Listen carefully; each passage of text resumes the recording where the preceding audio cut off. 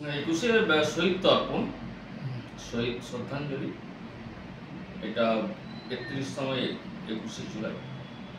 ৩০টা বসন্ত পার হয়েছে ২১শে জুলাই।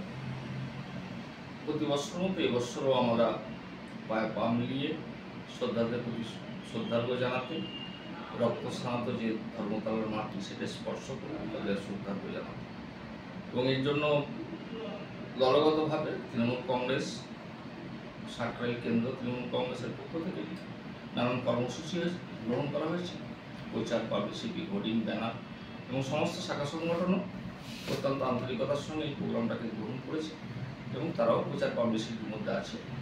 আমরা সাকরাইল থেকে বিভিন্ন শাখা সংগঠন, যুব, ছাত্র, মাদার, মহিলা সবাই মিলে আমরা শতাধিক বাস, অন্যান্য ছোটো গাড়ি, টেম্পো, 3 চাকার গাড়ি, টেকার করে অন্তত বহু মানুষের সমাগম সেদিন ২১শে জুলাই ধর্মতলা চত্বরে হবে।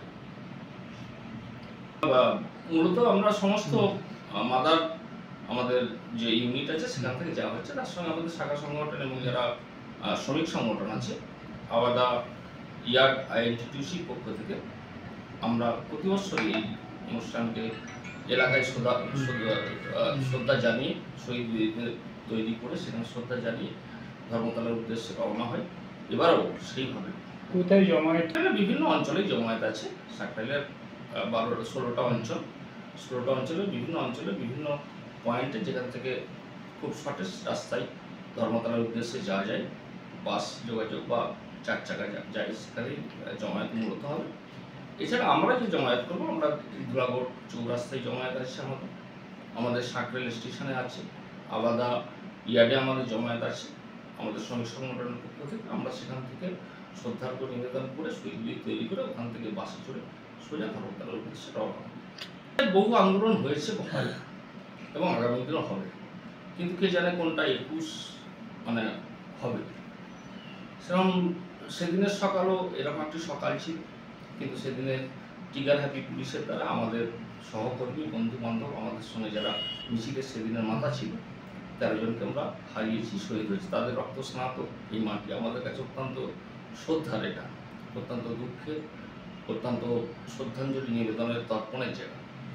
তাই আমরা আর 5টা আন্দোলনের সঙ্গে 21শে জুলাইকে মিলাইলে 21শে জুলাই প্রতিবার তার বার্তা পাল্টেছে, তার অভিমুখ পাল্টেছে, কথাও বদলেছে এবং আন্দোলনের রূপরেখা বদলেছে, কিন্তু 21শে শ্রদ্ধার্ঘ্য যে স্থান, শহীদ বেদী এবং শহীদদের প্রতি শ্রদ্ধার্ঘ্য নিবেদন, এটা যেমন ছিল তেমনই থেকে গেছে। এটা 21 অনেক পরিবর্তন এনে দিয়েছে। 21-এর পরিবর্তনের ফলে রাজ্যে তৃণমূল ক্ষমতায় এসেছে।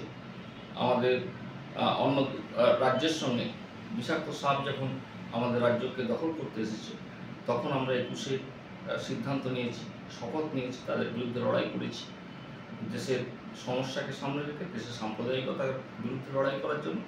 এবারে 21 একটা নতুন বার্তা দেবে। আমাদের নেত্রী কী বার্তা দেয় তার অপেক্ষায় আমরা 48 ঘন্টা পহর গুনছি। নতুন কোনো আঙ্গিকে এই 21শে জুলাইয়ের পর আমরা ঝাঁপিয়ে পড়বো সেই শপথ নিয়ে। 21-এর সঙ্গে অন্য কোনো খানাঘেরাও বা অন্য কোনো কর্মসূচি যায় না। আমি তো বললাম যে 21 একটা অন্য আবেগ বহন করে।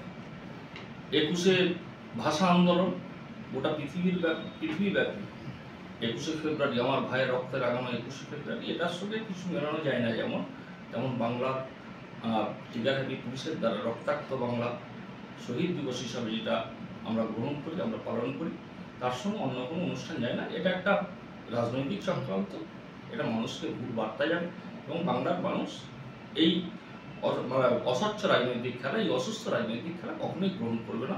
শুভেন্দু অধিকারী কারণ যেই এই কর্মসূচি গ্রহণ করো অত্যন্ত ন্যাক্কারজনক, তাকে আমরা তিরস্কার করছি, তার তীব্র ধিক্কার জানাচ্ছি।